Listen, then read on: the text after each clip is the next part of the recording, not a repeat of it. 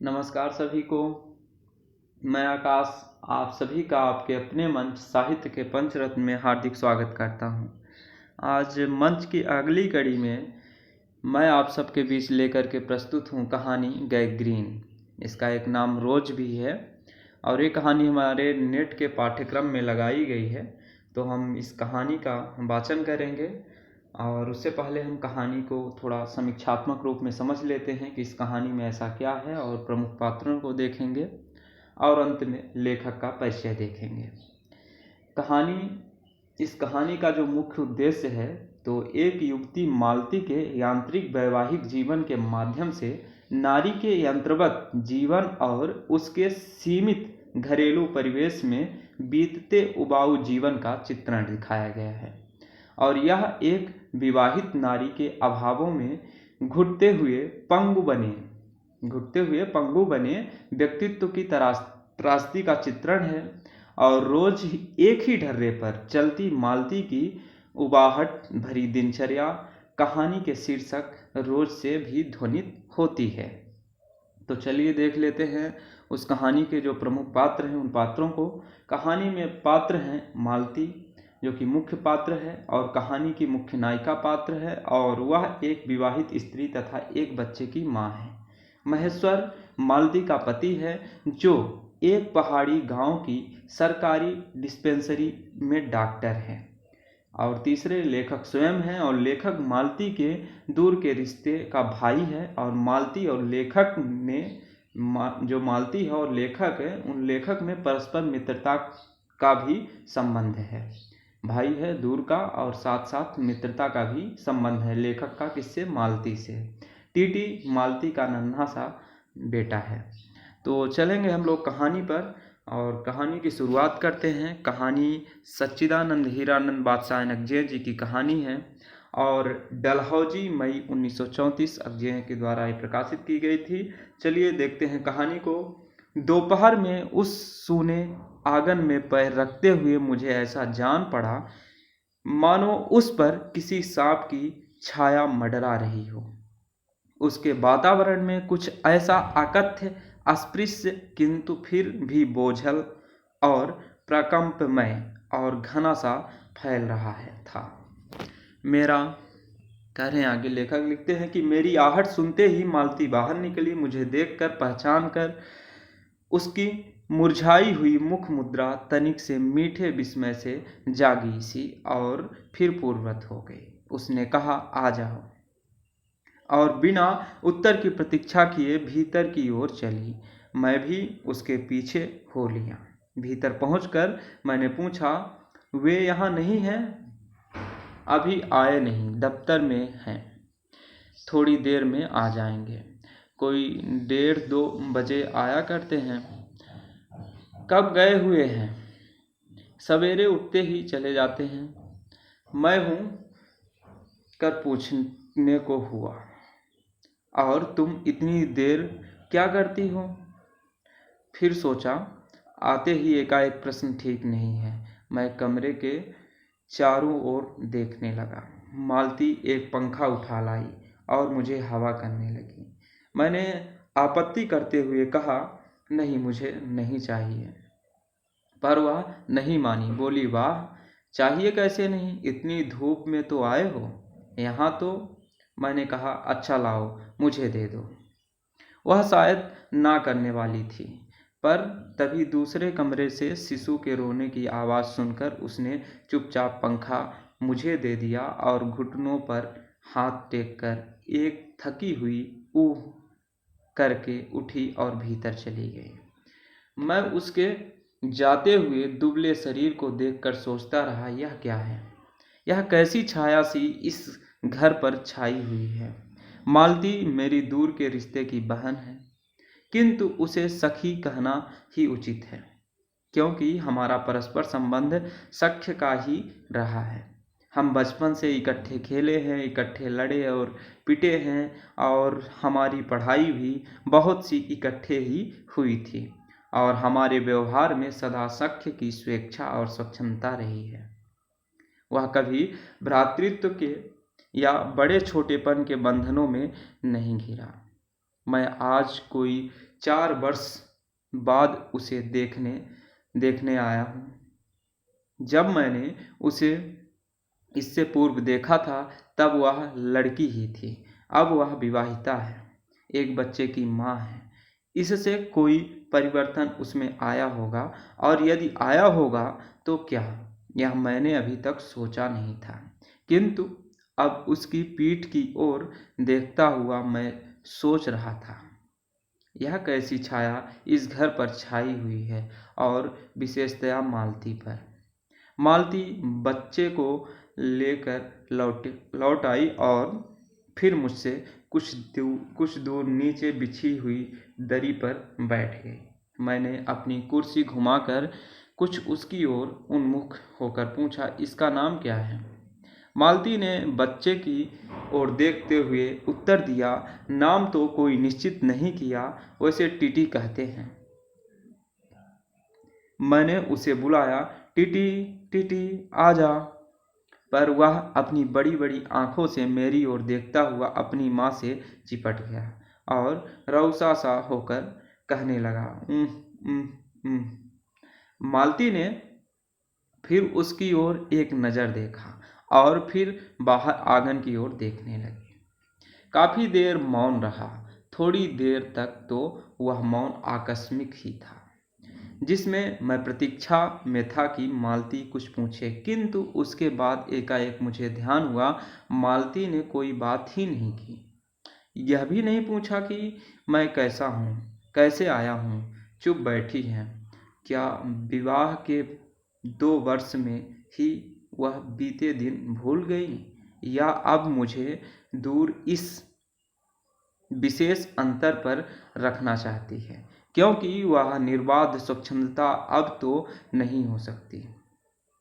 पर फिर भी ऐसा मौन जैसा अजनबी से भी नहीं होना चाहिए। मैंने कुछ खिन्न सा होकर दूसरी ओर देखते हुए कहा, जान पड़ता है तुम्हें मेरे आने से विशेष प्रसन्नता नहीं हुई। उसने एकाएक चौंक कर कहा, हूँ। यह हूँ प्रश्न सूचक था, किंतु इसीलिए नहीं कि मालती ने मेरी बात सुनी नहीं थी, केवल विस्मय के कारण। इसीलिए मैंने अपनी बात दोहराई नहीं, चुप बैठ रहा। मालती कुछ बोली ही नहीं। तब थोड़ी देर बाद मैंने उसकी ओर देखा।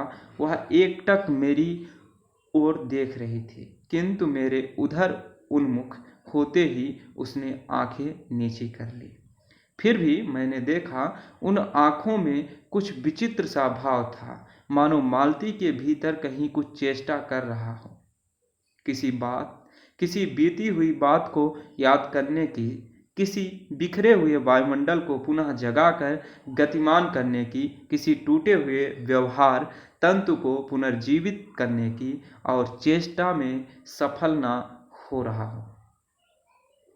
वैसे जैसे देर से प्रयोग में न लाए हुए अंग को व्यक्ति एकाएक उठाने लगे और पाए कि वह उठता ही नहीं, चिर विस्मृत में मानो मर गया है। उतने क्षीण बल से, यद्यपि वह सारा प्राप्य बल है, उठ नहीं सकता। मुझे ऐसा जान पड़ता मानो किसी जीवित प्राणी के गले में किसी मृत जंतु का तोंक डाल दिया गया हो। वह उसे उतार कर फेंकना चाहे पर उतार ना पाए। तभी किसी ने किवाड़ खटखटाए। मैंने मालती की ओर देखा, पर वह हिली नहीं। जब किवाड़ दूसरी बार खटखटाए गए तब वह शिशु को अलग करके उठी और किवाड़ खोलने गई। वे यानी मालती के पति आए। मैंने मालती के पति को पहली बार देखा था, यद्यपि फोटो से उन्हें पहचानता था। परिचय हुआ। मालती खाना तैयार करने आंगन में चली गई और हम दोनों भीतर बैठकर बातचीत करने लगे। उनकी नौकरी के बारे में, उनके जीवन के बारे में, उस स्थान के बारे में और ऐसे अन्य विषयों के बारे में जो पहले परिचय पर उठा करते हैं, एक तरह का स्वर साक्षात्मक कवच बनकर। मालती के पति का नाम है महेश्वर।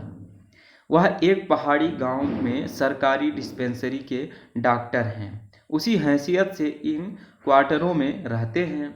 प्रातःकाल 7 बजे डिस्पेंसरी चले जाते हैं और 1:30 या 2 बजे लौटते हैं। उसके बाद दोपहर भर छुट्टी रहती है। केवल शाम को 1-2 घंटे फिर चक्कर लगाने के लिए जाते हैं। डिस्पेंसरी के साथ के छोटे से अस्पताल में पड़े हुए रोगियों को देखने और अन्य जरूरी हिदायतें करने उनका जीवन भी बिल्कुल एक निर्दिष्ट ढर्रे पर चलता है। नित्य वही काम, उसी प्रकार के मरीज, वही हिदायतें, वही नुस्खे, वही दवाइयाँ। वह स्वयं उकताए हुए हैं और इसीलिए और साथ ही इस भयंकर गर्मी के कारण वह अपने फुर्सत के समय में भी सुस्त ही रहते हैं। मालती हम दोनों के लिए खाना ले आई। मैंने पूछा, तुम नहीं खाओगी या खा चुकी? महेश्वर बोले कुछ हंसकर, वह पीछे खाया करती है। पति 2:30 बजे खाना खाने आते हैं, इसीलिए पत्नी 3 बजे तक भूखी बैठी रहेगी। महेश्वर खाना आरंभ करते हुए मेरी ओर देखकर बोले, आपको तो खाने का मजा क्या ही आएगा, ऐसे बेवक्त खा रहे हैं। मैंने उत्तर दिया, वाह, देर से खाने पर तो और अच्छा लगता है, भूख बढ़ी हुई होती है। पर शायद मालती बहन को कष्ट होगा। मालती टोंक कर बोली, मेरे लिए तो यह नई बात नहीं, रोज ही ऐसा होता है। मालती बच्चे को गोद में लिए हुए थी। बच्चा रो रहा था, पर उसकी ओर कोई भी ध्यान नहीं दे रहा था। मैंने कहा, यह रोता क्यों है? मालती बोली, हो ही गया है चिड़चिड़ा सा, हमेशा ही ऐसा रहता है। फिर बच्चे को डांट कर कहा, चुप कर, जिससे वह और भी रोने लगा। मालती ने भूमि पर बैठा दिया और बोली, अच्छा ले रो ले, और रोटी लेने आंगन की ओर चली गई। जब हमने भोजन समाप्त किया तब 3 बजने वाले थे। महेश्वर ने बताया कि उन्हें आज जल्दी अस्पताल जाना है। यहाँ 1-2 चिंताजनक केस आए हुए हैं जिनका ऑपरेशन करना पड़ेगा। 2 की शायद टाँक काटनी पड़े, गैंग्रीन हो गया है। थोड़ी ही देर में वह चले गए। मालती किवाड़ बंद कर आई और मेरे पास बैठने ही लगी थी कि मैंने कहा, अब खाना तो खा लो, मैं उतनी देर टीटी से खेलता हूँ। वह बोली, खा लूँगी, मेरे खाने की कौन बात है, किंतु चली गई। मैं टीटी को हाथ में लेकर झुलाने लगा, जिससे वह कुछ देर के लिए शांत हो गया। दूर शायद अस्पताल में ही 3 खड़के, एकाएक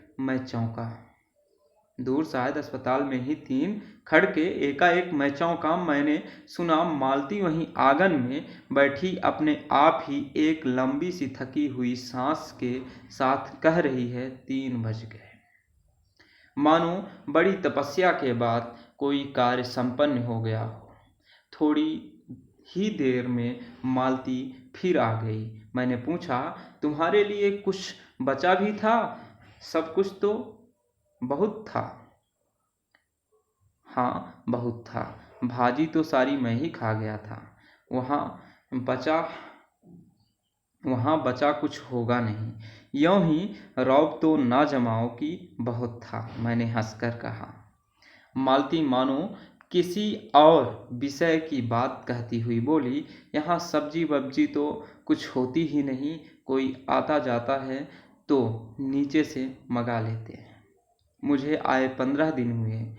जो सब्जी साथ लाए थे वही अभी बनती जा रही है। मैंने पूछा, नौकर कोई नहीं है? कोई ठीक मिला नहीं, शायद 1-2 दिन में हो जाए। बर्तन भी तुम ही मांजती हो, और कौन? कहकर मालती क्षण भर आंगन में जाकर लौट आई।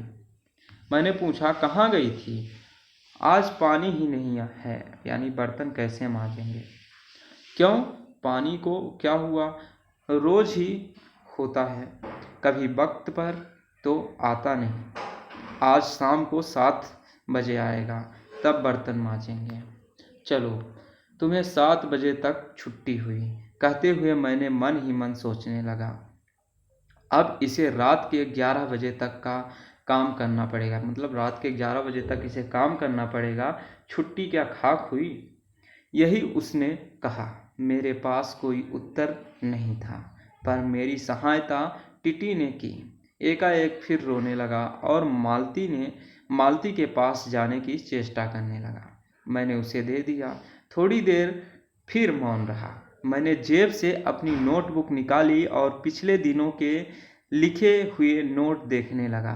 तब मालती को याद आया कि उसने मेरे आने का कारण तो पूछा नहीं, और बोली, यहाँ कैसे आए? यहाँ आए कैसे? मैंने कहा ही तो। अच्छा, अब याद आया, तुमसे मिलने आया था। और क्या करने? तो 1 दिन रहोगे ना? नहीं, कल चला जाऊंगा, जरूरी जाना है। मालती कुछ नहीं बोली, कुछ खिन्न सी हो गई। मैं फिर नोटबुक की तरफ देखने लगा। थोड़ी देर बाद मुझे भी ध्यान हुआ, मैं आया तो हूँ मालती से मिलने, किंतु यहाँ वह बात करने को बैठी है। यानी हम नोटबुक पढ़ रहे हैं और मालती हमसे बात करने के लिए बैठी है और मैं पढ़ रहा हूँ, पर बात भी क्या की जाए। मुझे ऐसा लग रहा था कि इस घर पर जो छाया घिरी हुई है वह अज्ञात रहकर भी मानो मुझे भी बस में कर रही है। मैं भी वैसा ही नीरस निर्जीव सा हो रहा हूँ, जैसे, हाँ, जैसे यह घर, जैसे मालती। मैंने पूछा, तुम कुछ पढ़ती लिखती नहीं? मैं चारों ओर देखने लगा कि कहीं कोई किताबें दिखें। यहाँ कहकर मालती थोड़ा सा हंस दी। वह हंसी कह रही थी, यहाँ पढ़ने को है क्या? मैंने कहा, अच्छा, मैं वापस जाकर जरूर कुछ पुस्तकें भेज दूंगा। वार्तालाप फिर समाप्त हो गया।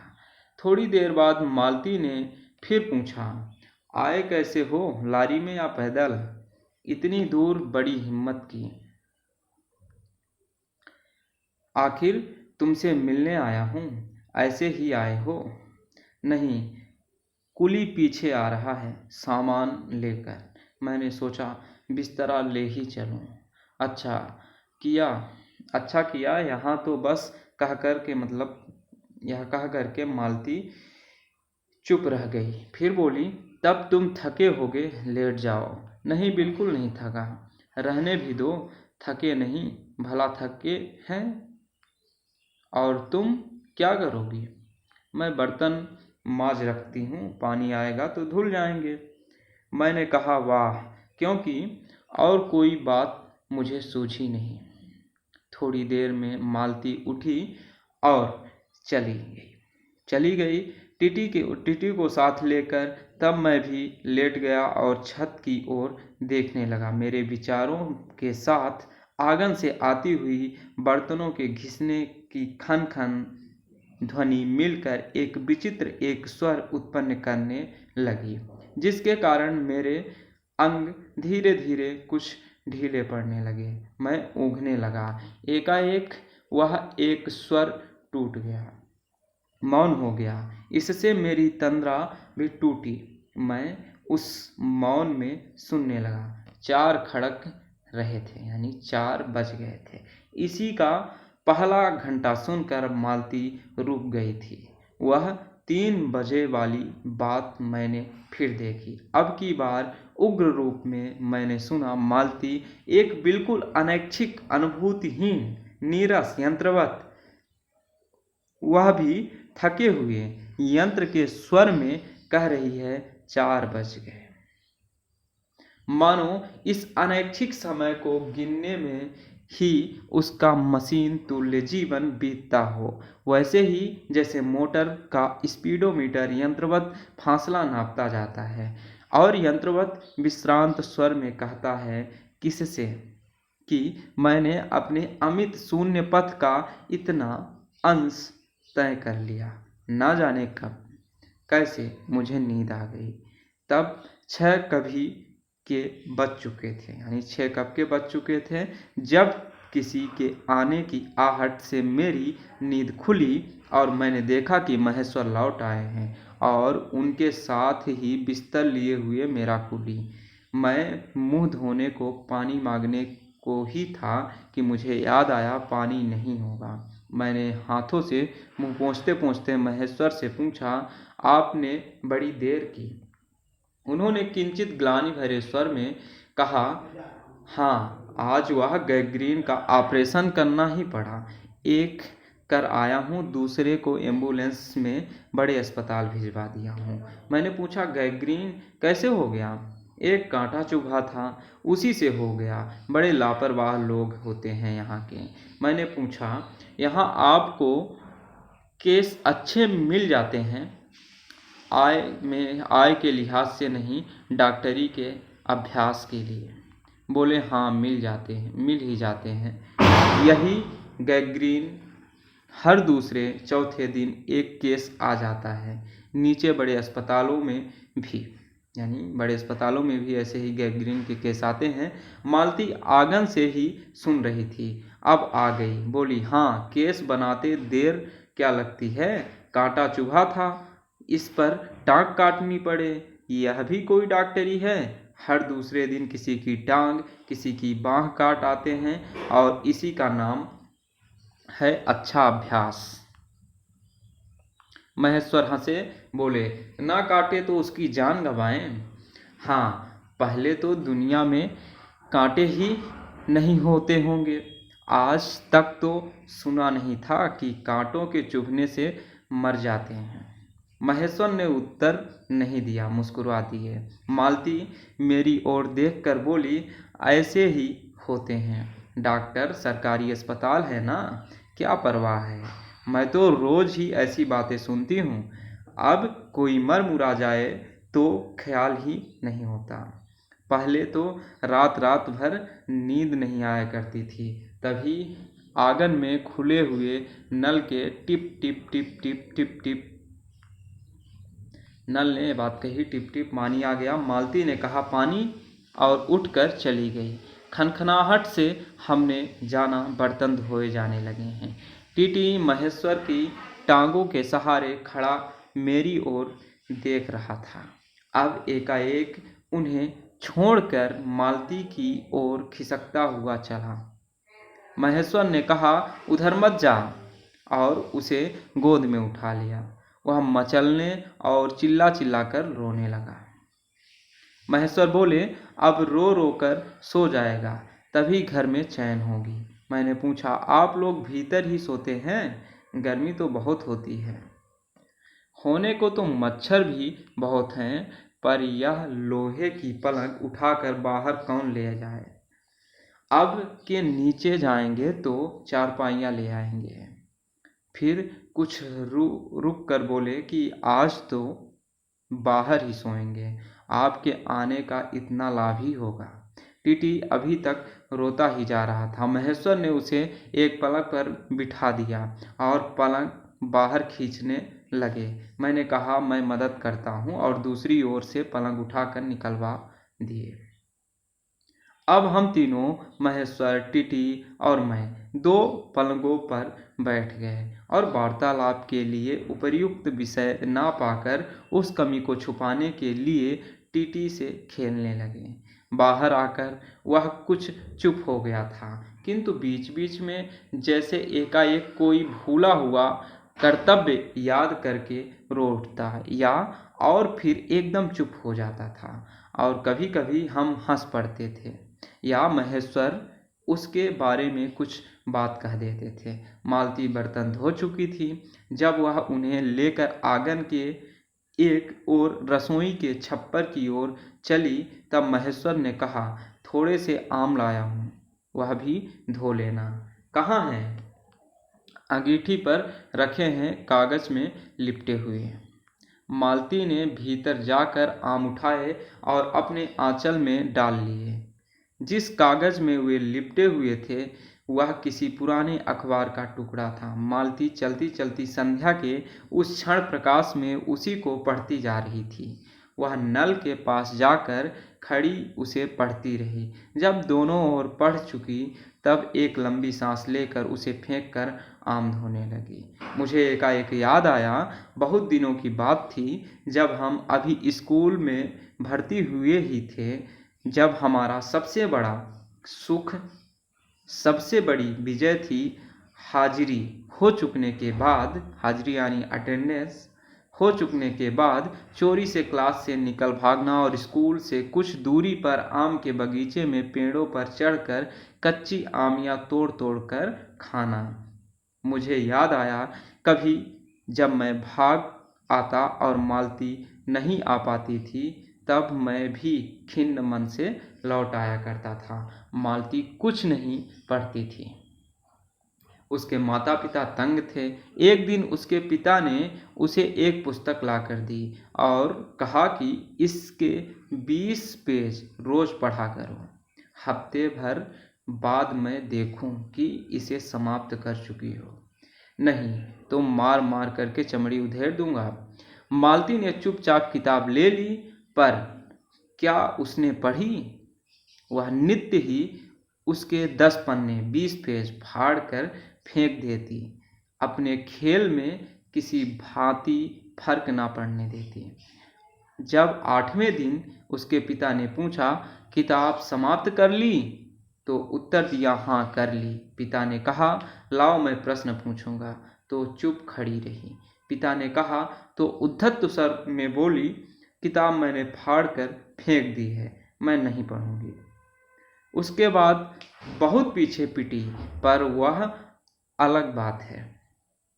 इस समय मैं यही सोच रहा था कि वह उद्धत और चंचल मालती आज कितनी सीधी हो गई है, कितनी शांत और एक अखबार के टुकड़े को तरसती है। यह क्या है यह? तभी महेश्वर ने पूछा, रोटी कब बनेगी? बस अभी बनाती हूँ। पर अब की बार जब मालती रसोई की ओर चली तब टीटी की कर्तव्य भावना बहुत विस्तीर्ण हो गई। वह मालती की ओर हाथ बढ़ा बढ़ा करके रोने लगा और नहीं माना। मालती उसे भी गोद में लेकर चली। रसोई में बैठकर एक हाथ से उसे थपकने और दूसरे से कई छोटे छोटे डिब्बे उठाकर अपने सामने रखने लगी और हम दोनों चुपचाप रात्रि की और भोजन की और एक दूसरे के कुछ कहने की और न जाने किस किस न्यूनता की पूर्ति की प्रतीक्षा करने लगे। हम भोजन कर चुके थे और बिस्तरों पर लेट गए थे और टीटी सो गया था। मालती पलंग के एक ओर मोमजामा बिछाकर उसे उस पर लिटा गई थी। वह सो गया था, पर नींद में कभी कभी चौंक उठता था। एक बार तो उठकर बैठ भी गया था, पर तुरंत लेट भी गया। मैंने महेश्वर से पूछा, आप तो थके होंगे, सो जाइए। वह बोले, थके तो आप अधिक होंगे, 18 मील पैदल चलकर आए हैं। किंतु उनके स्वर ने मानो जोड़ दिया, थका तो मैं भी हूँ। मैं चुप रहा।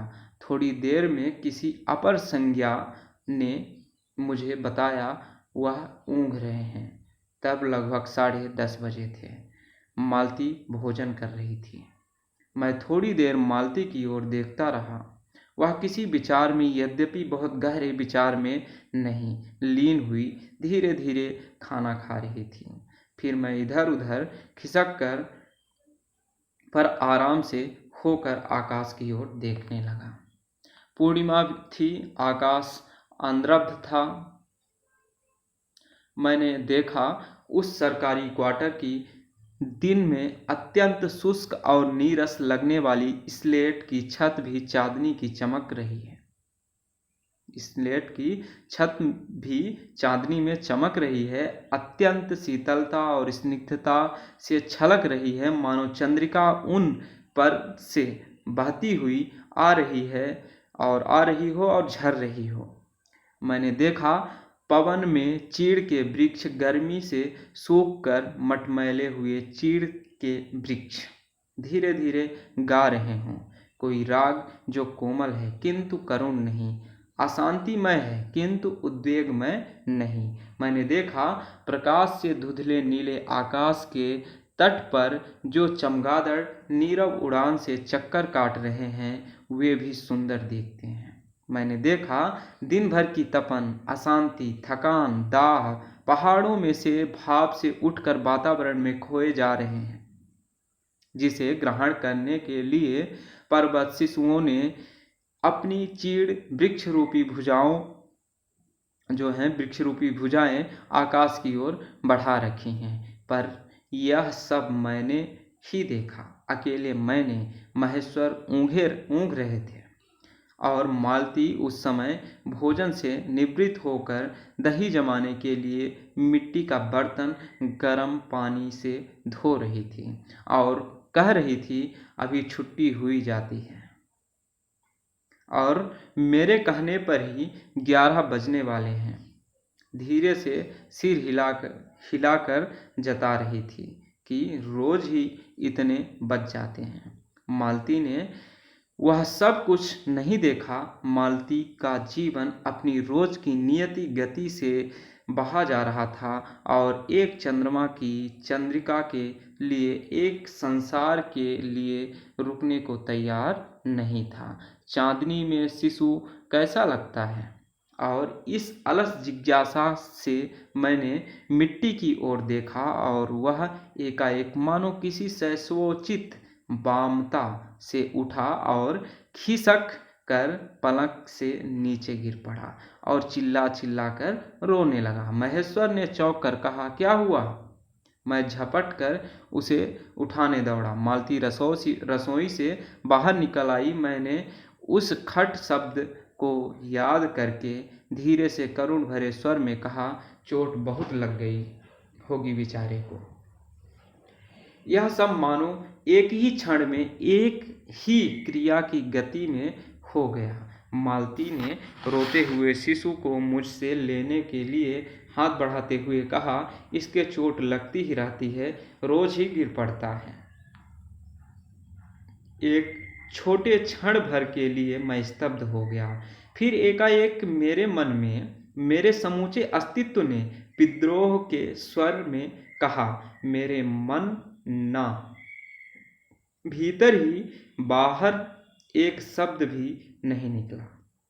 माँ, युवती माँ, यह तुम्हारे हृदय को क्या हो गया है जो तुम अपने एकमात्र बच्चे के गिरने पर ऐसी बात कह सकती हो? और यह अभी जब तुम्हारा सारा जीवन तुम्हारे आगे है। और तब एकाएक मैंने जाना कि वह भावना मिथ्या नहीं है। मैंने देखा कि सचमुच उस कुटुंब में कोई गहरी भयंकर छाया घर कर गई है। उनके जीवन के इस पहले ही यौवन में घुन की तरह लग गई है। उसका इतना अभिन्न अंग हो गई है कि वे उसे पहचानते ही नहीं, उसी की परिधि में घिरे हुए चले जाते हैं। इतना ही नहीं, मैंने उस छाया को देख भी लिया। इतनी देर में पूर्ववत शांति हो गई, मतलब इतनी देर में पूर्ववत पहले जैसी शांति हो गई थी। महेश्वर फिर लेटकर ऊँघ रहे थे। टीटी मालती के लेटे हुए शरीर से चिपटकर चुप हो गया था। यद्यपि कभी एक आध सिसकी उसके छोटे से शरीर को हिला देती थी।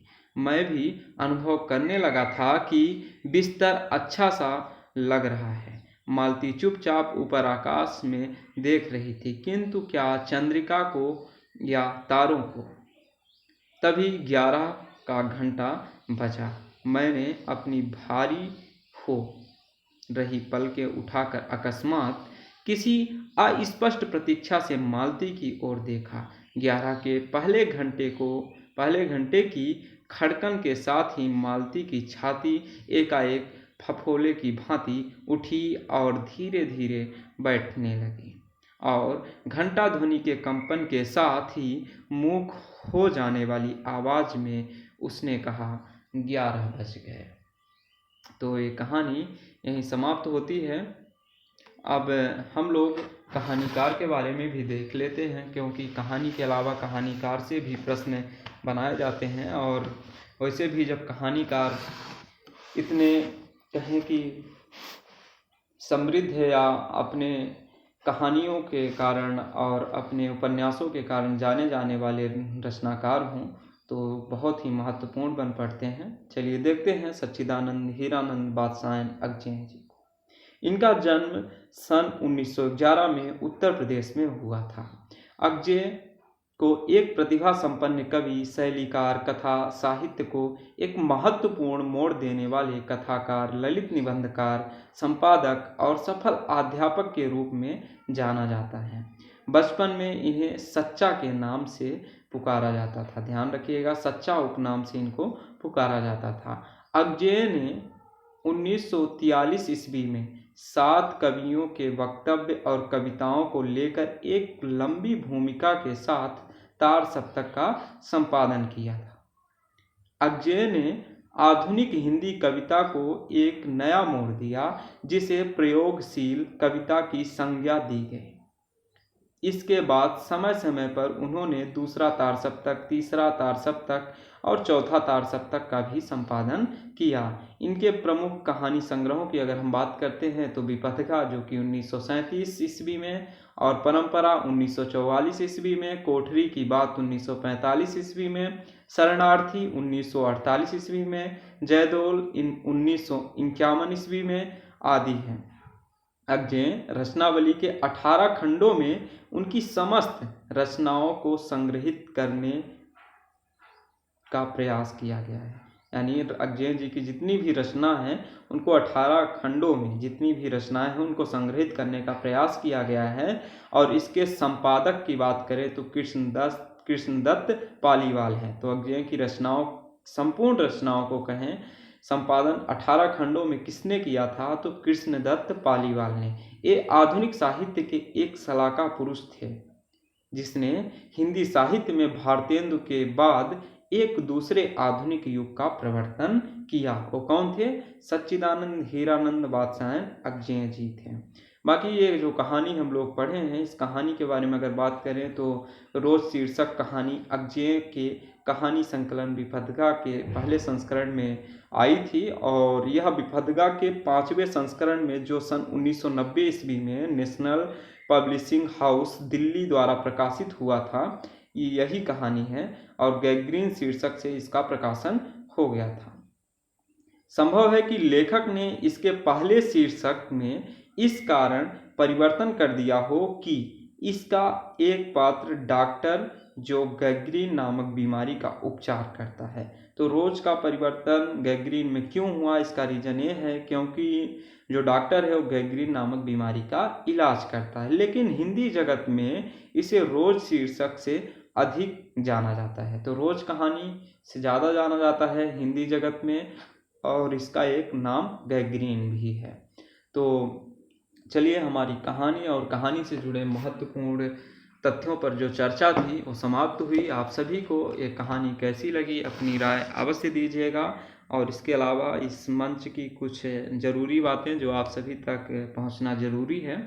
आपको बता दें कि साहित्य के पंचरत्न में शाम 4 से 5 के बीच में हिंदी साहित्य का इतिहास का विश्लेषणात्मक अध्ययन किया जाता है, जो कि अब अपनी समाप्ति की ओर है। और उन अध्ययनों से अगले दिन हमको महत्वपूर्ण 10 प्रश्नोत्तरी मिलती है करने को, और सप्ताह के आखिरी दिन यानी रविवार को उसी संपूर्ण जितना भी हम विश्लेषणात्मक अध्ययन एक हफ्ते में कर लिए होते हैं उसी पर प्रश्नोत्तरी की जाती है। तो उसका हिस्सा आप लोग जरूर बनिए, क्योंकि आचार्य रामचंद्र शुक्ल जी का हिंदी साहित्य का इतिहास क्या है ये हमें बताने की आवश्यकता नहीं है आप सभी को। और रात 8 से 9 बजे तक महाप्रश्नोत्तरी की सीरीज चल रही है, जिसमें जुड़ने का एक फ़ायदा ये हो जाता है कि परीक्षा हमारी नज़दीक है और हमारी तैयारी कहाँ पर अच्छी है और कहाँ पर कहें कमी है हमारी तैयारी में, उसको जानने में हमको सुविधा होती है। तो कोशिश और अपना प्रयास ये करिए कि हम इसका हिस्सा बने और जिससे आगामी परीक्षाओं में सफलता अर्जित कर सकें। बाकी अन्य गतिविधियों को पूरा विस्तार रूप में, काव्य शास्त्र को भी समीक्षात्मक रूप में इस मंच पर तैयार किया जा रहा है। तो आप सभी लोग यहाँ जुड़िए और अपने हिंदी पढ़ने वाले सहपाठियों को जोड़िए। आप सभी का बहुत बहुत धन्यवाद। मिलते हैं अगले कहानी के साथ।